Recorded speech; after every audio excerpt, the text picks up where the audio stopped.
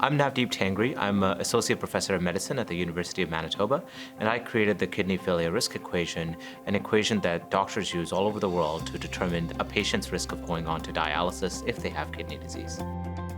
So the equation is a lab-based equation that helps answer pivotal questions for patients. So patients often want to know if they have kidney disease, am I going to be on dialysis? That's what they really fear. So the equation uses data that may already be available in the EMR or in the lab, and it calculates the risk of dialysis in the next 5 years really precisely. And that can help doctors and patients make better decisions and get patients on the right treatments. For the last 20 years, the standard of care used to be just RAS inhibitors alone. And what we've now seen with SGLT2 inhibitors is just remarkable efficacy in slowing the rate of decline of kidney function and also in preventing heart failure. So today in my practice, even if a patient has diabetes or if they don't have diabetes, the standard of care includes RAS inhibitors and SGLT2 inhibitors. So the landscape for treatment of kidney disease has really changed in the last 5 years. And for me, all patients who can tolerate the therapy should be on a RAS inhibitor and an SGLT2 inhibitor. Primary care is where CKD lives. Up to 80 to 90% of patients with CKD are managed by primary care doctors, and kidney specialists like myself only see sort of about 10% of patients. I think the really other important thing to note is that most of the time when a patient is referred to the kidney specialist, their kidney function is already somewhere between 30 to 40%. So, in a way, they've lost 60 to 70% of their kidney function already. And the window, like that therapeutic window for starting the effective treatments to slow the progression of kidney disease, has often already passed. So if those steps are taken in primary care, then a patient can avoid dialysis for a lifetime rather than just delay it by a few years. Khure Health wanted to design an algorithm to improve the quality of care for kidney disease in primary care practices.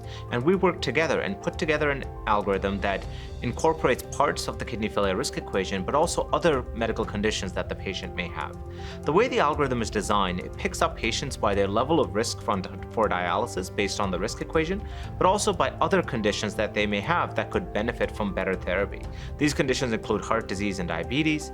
Importantly, the algorithm also identifies patients who are already seeing a kidney doctor, who are already on optimal therapy, because there perhaps is no more action needed for those patients.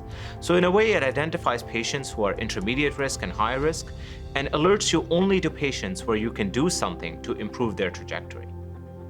So if I take a 58-year-old male who's got a GFR of 47, so 47% of kidney function today, and a urine albumin to creatinine ratio of 80 milligrams per millimole, that patient may not be, perceived as high risk if you were just looking at them in isolation. But actually, when we calculate the kidney failure risk for that patient, it's more than 6%. Now, dialysis or kidney failure is a pretty rare thing. So 6% is actually very high risk, and this patient would benefit from seeing a kidney specialist and also being on an SGLT2 inhibitor if they weren't on one already. In our practice, we actually see all patients who have a more than 3% risk of dialysis over the next 5 years. We find these patients really benefit from seeing a kidney specialist as we can educate them on replacement therapy options and also still do something to slow their risk. So I think the really important thing for any quality improvement or practice improvement system is that it has to link to workflow. So right as you're looking at a patient, at a high-risk patient, in a couple of clicks, you need to be able to do the right actions for such a patient. So for a patient who's got a risk of more than 6%, that right action may include a referral to a kidney specialist and starting an SGLT2 inhibitor. So you need to try to be able to do that right in your busy workflow so that it doesn't add additional steps and it makes the treatment of the condition easier. I think the goal of all of this work is to target CKD in primary care before it gets to the kidney specialist. That's what we really want to do, because we want to get these patients on the right treatments when their kidney function is 50, 60, 70, 80, 90%. By the time they're getting to see a person like me, they're already at 30 to 40%, and we're just delaying the inevitable.